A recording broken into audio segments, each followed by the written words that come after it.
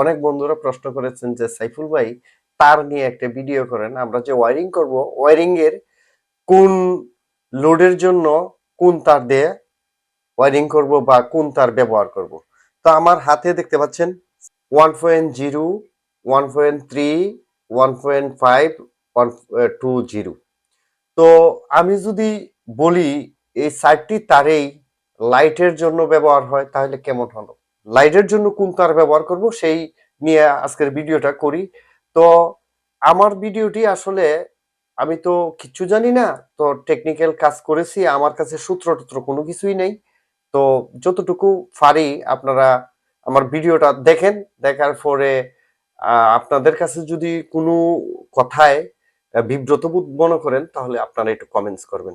তো আমার ভিডিওটা করি এই আশায় যে আমার ভিডিও, আমার যে প্রতিপক্ষ আছে, আমার ভিডিওটা কোনো একজন মানুষের কাছে গেল যিনি আমার চেয়ে অনেক উচ্চতর লেভেলের, তো উনার কাছে যদি যায়, যাওয়ার পরে উনি যদি আমার ভিডিওতে ওনার জ্ঞানটা নিয়ে একটা প্রশ্ন করে কমেন্টস করেন যে সাইফুল ভাই এইটা না ওইটা, তাহলে ওই কমেন্টসটা যদি আমি দেখি তাহলে কিন্তু আমার জ্ঞান বৃদ্ধি হয়। ওই জন্যে এরপরেও যারা আমার অডিয়েন্স আছেন ছোট ছোট টেকনিশিয়ান, তাদের জন্য এই ভিডিওটা করি। তো এখন বিষয়টা হচ্ছে কি, সর্বপ্রথম আমরা লাইট পয়েন্টের জন্য কি তার সিলেকশন করব। তো বিষয়টা হচ্ছে কি, আমাদের কাছে 4টি তার আছে, 4টি তারেই লাইটের জন্য ব্যবহার করা হয়। কথা বুঝতে পারছেন? 1.0, 1.3, 1.5, 2.0 RM মানে 2 RM তার, এই 4টা তারই লাইটের জন্য ব্যবহার করা হয়। এখন কথাটা হচ্ছে আপনি 4টা তার কেন ব্যবহার করেন? 4টা তার কি 2 RM তার দিয়ে কি লাইটের জন্য ব্যবহার করা হয়? যে হ্যাঁ ভাই, স্থান কাল পাত্র ভেদে আপনার 2 RM তার পর্যন্ত একটি লাইটের জন্য দিতে হবে। তো লাইট সাধারণত কত ওয়াটের হয়ে থাকে? লাইট সাধারণত 2000 থেকে 3000 ওয়াট পর্যন্ত হয়ে থাকে। সর্বনিম্ন যেটা এটা হয় 5 ওয়াট, 3 ওয়াট, আর সর্বোচ্চ যেটা সেটা হচ্ছে মিনিমাম 2000। 1000 watt available, minimum 2000। তো এটার জন্য 2 RM তার। এখন ভাই বিষয়টা এরকম দাঁড়ায় যে আপনি লাইটটা কোন জায়গায় স্থাপন করবেন। আপনি কি হাউস ওয়ারিং এর জন্য স্থাপন করবেন, ইন্ডাস্ট্রিজ যে ওয়ারিং আছে সেখানে ওয়ারিং করবেন, না আপনি পার্কের জন্য ওয়ারিং করবেন, না আপনি রাস্তাঘাটের ওয়ারিং করবেন, না সেতুর জন্য ওয়ারিং করবেন, যে আপনি যে লাইট ওয়ারিং করবেন সেই লাইট ওয়ারিংটা কোন জায়গার জন্য করতেছেন। তো আপনি যদি এই বাসা বাড়ির জন্য ওয়ারিং করেন, বাসা বাড়ির, তাহলে সেই ক্ষেত্রে তারের স্পেস খুব কম আসবে। একটা পয়েন্ট আপনার এক এক গজ থেকে 1.5 গজ, 3 গজ, 5 গজ, 7 গজ, 8 গজ, 10 গজের ভিতরে একটা লাইট হয়ে যায়। একটা সুইচ বোর্ড থেকে একটা লাইট, অনেক লাইট 1 গজ দূরে থাকে, অনেক লাইট 2 গজ দূরে থাকে, অনেক লাইট 3 গজ দূরে থাকে, অনেক লাইট 5 গজ দূরে থাকে, অনেক লাইট 7 গজ দূরে থাকে। এই 3 গজ, 5 গজ, 7 গজের দূরত্বটাই শতকরা 90% লাইটের ক্ষেত্রে। কারণ একটা রুমের যে ব্যাসার্ধ 10/12, 12/14, 8/10, তো 8/10 হইলে একটা সুইচ বোর্ড লাগানোর পরে যে প্রথম পয়েন্টটা তো এই সুইচ বোর্ডের উপরেই পড়ে, যে ওয়ালটার মধ্যে সুইচ বোর্ড থাকবো সেই ওয়ালটার উপরেই কিন্তু একটা লাইট পড়ে। এরপরে পাশেরটার মধ্যে মনে করেন 5 গজ তার লাগে, ওই পাশেরটার পরে, ওই পাশেরটার পড়লেও লাগে 5 গজ, ধরেন 1 গজ বেশি 6 গজ লাগলো, তাহলে 3টা লাইট তো আমাদের হয়ে গেছে। তো 3টা লাইট এই ক্ষেত্রে কি তার ব্যবহার করবেন? এই ক্ষেত্রে 1.0 RM তার ব্যবহার করবেন। কারণ তার আপনার তার সিলেকশন করতে হয় 2-3টি নিয়মে।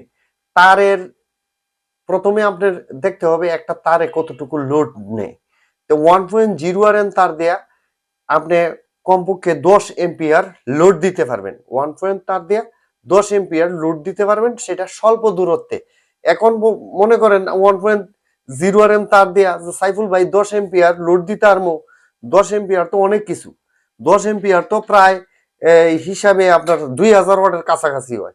তো 2000 ওয়াট কাছাকাছি যদি আমি লোড দেই, তা আমি এখান থেকে 3 কিলোমিটার দূরে একটা 2000 ওয়াট লাইট লাগাবো। তো সেটা কি চলবো? না। তখন তারের রেজিস্ট্যান্স এখানে এসে কাউন্ট হবে, তখন আর চলবো না। তখন দিতে হবে 2 RM বা 2.5 RM।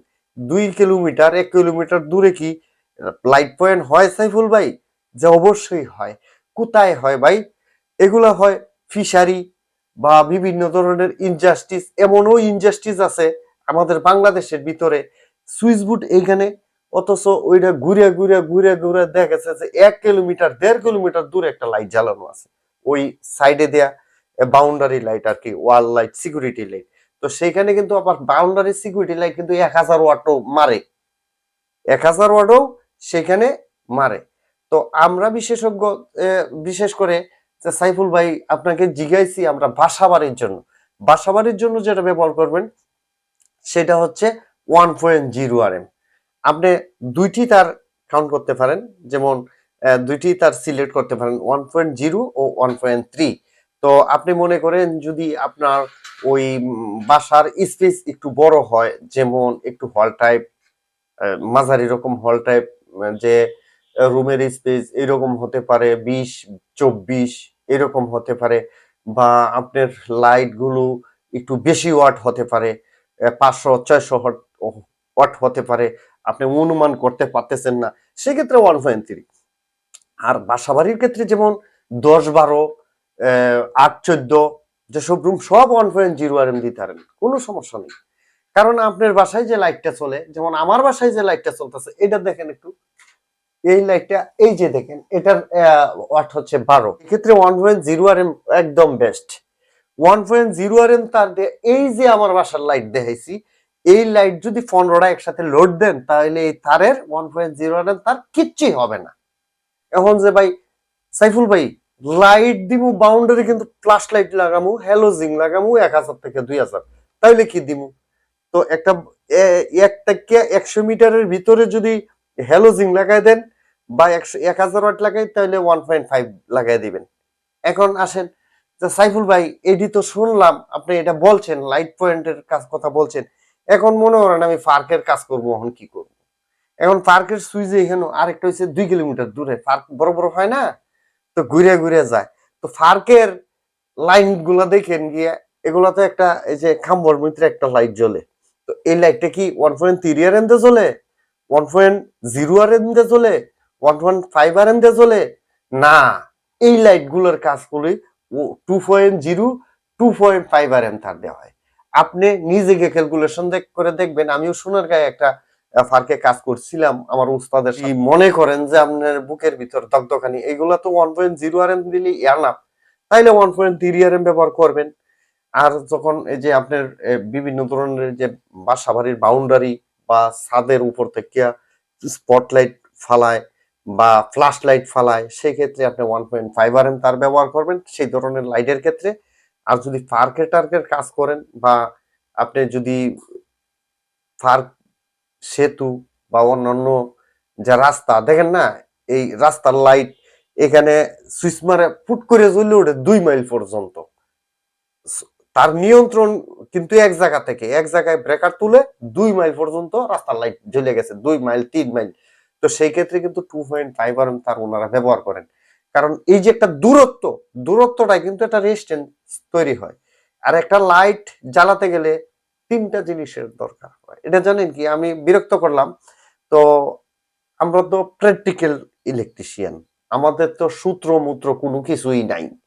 তো বিষয়টা হচ্ছে কি, আপনারা কাজ করেন কিভাবে, কাজ যে করি আমরা কিভাবে আমরা নিজেরাও জানি না। লাইট জ্বলতে হলে তিনটা জিনিসের দরকার হয়। একটা হচ্ছে বিদ্যুতের ভোল্ট, বিদ্যুতের বোল্ট, বিদ্যুতের বোল্টের এই বাংলা শব্দ হচ্ছে চাপ, বিদ্যুতের চাপ।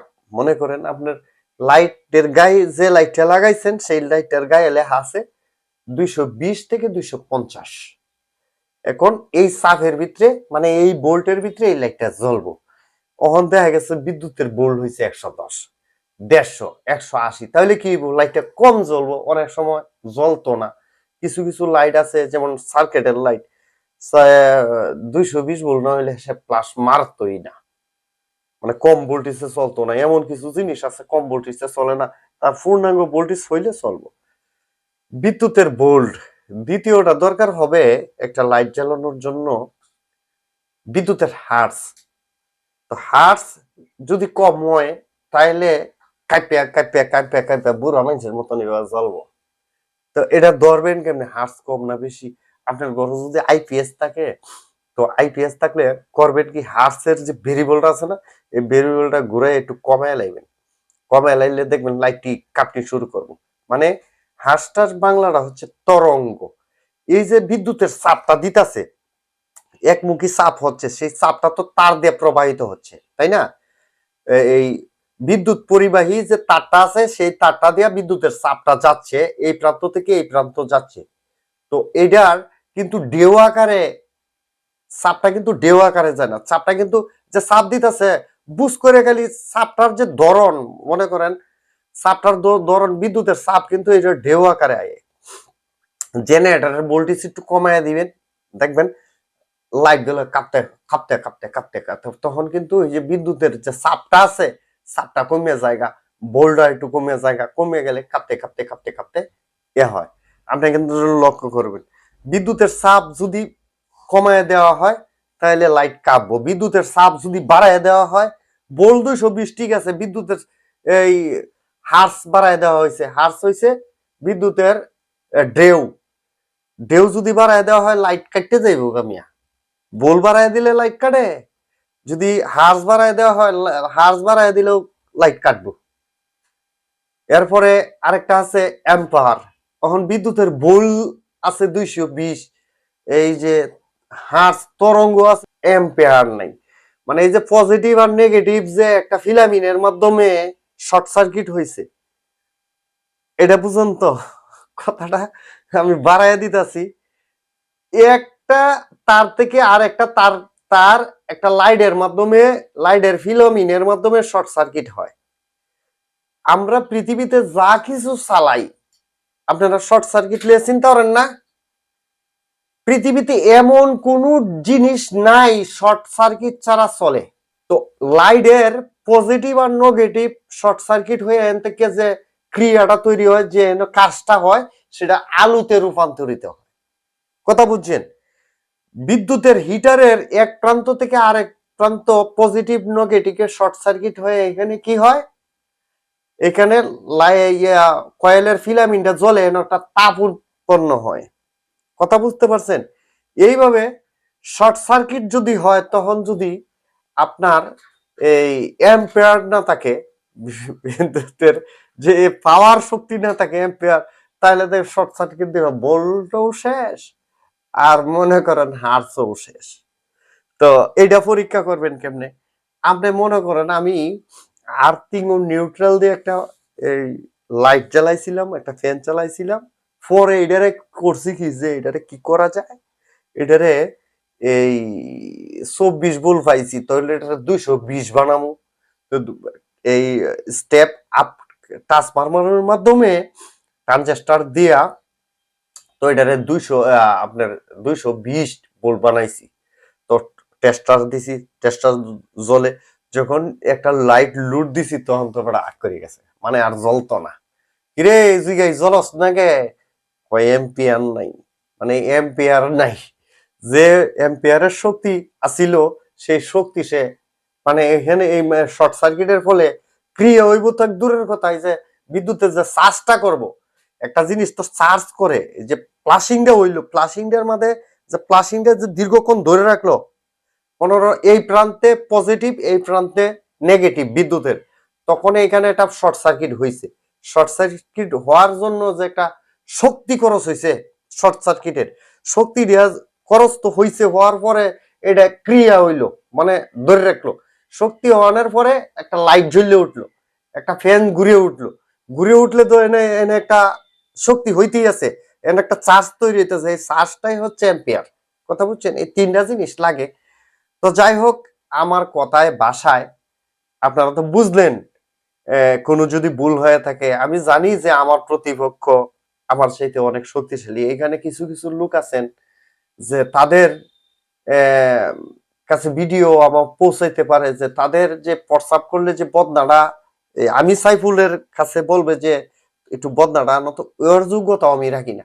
এরপরেও যে ভিডিওটা করলাম এই কারণেই যে উনাদের মতন জ্ঞানী গুণী ব্যক্তির কাছে যদি আমার এই ভিডিওটা পড়ে যায়, উনার জ্ঞান থেকে যদি একটা কমেন্ট আমার এই ভিডিওর নিচে করে, তাইলে কমেন্টসটা দেখে আমি উপকৃত হব। আমার যে জাতি আছে, মানে যারা আমারে ফলো করে এরাই কিন্তু আমার জাতি, এই জাতি সহ আমার সমস্ত বন্ধু বান্ধবরা উপকৃত হব। তো ভালো থাকবেন সবাই, আসসালামু আলাইকুম। আর যাবার আগে আবার বলতেছি যে আপনারা এই বাসা বাড়ি হাউস ওয়ারিং এর ভিতরে 1.0 থেকে 1.3 ব্যবহার করবেন। 1.5 RM ব্যবহার করতে পারেন আপনার ইনজাস্টিসের ক্ষেত্রে। ইনজাস্টিসও এইরকম হয়, এক প্রান্তে সুইচ বুট হয়, ইনজাস্টিস অনেক লম্বা হয়, অনেক দূরের থেকে লাইট জ্বলে, সেই ক্ষেত্রে 1.5 RM ব্যবহার করতে পারেন। যদি লং ডিস্টেন্স হয়, তো দেখা যাচ্ছে একটা ফিশারির লাইট আপনি 1.5 RM ব্যবহার করতে পারেন। ফিশারির লাইট কোন না জ্বালাইবো এটা কইতে পারেন না। ফিশারির লাইট যদি 1 কিলোমিটার দূরে হয় তাহলে 2RM তার লাগাই দিবেন একটা লাইটের ক্ষেত্রে। একটা লাইট জ্বলুক আর দুইটা জ্বলুক, 2RM, আর না হয় 2.5RM তার লাগাই দিবেন। এমন আছে 2 কিলোমিটার দূরে এনো লাইট দিয়েছে, 2 কিলোমিটার দূরে ফিশারির একটা 1000 ওয়াট লাইট জ্বলবো। এইটাই কি 1.3 RM কাম পাচ্ছে না 1.0 RM কাম পাচ্ছে? তখন 1.5-এও টাপসাপ করবো, ভোল্টেজে কাহিনী করবো, তখন 2.0 RM লাগাই দিবেন আর 2.5 RM তার লাগাই দিবেন। তাইলে ভালো থাকবেন। আজকের এই ভিডিওতে আপনি বুঝতে পারলেন যে বাসা বাড়ির ওয়ারিং এর জন্য মোট কথা আমাদের দুইটা তার, একটা হচ্ছে 1.0 আর একটা হচ্ছে 1.3। এটার মধ্যেই থাকেন।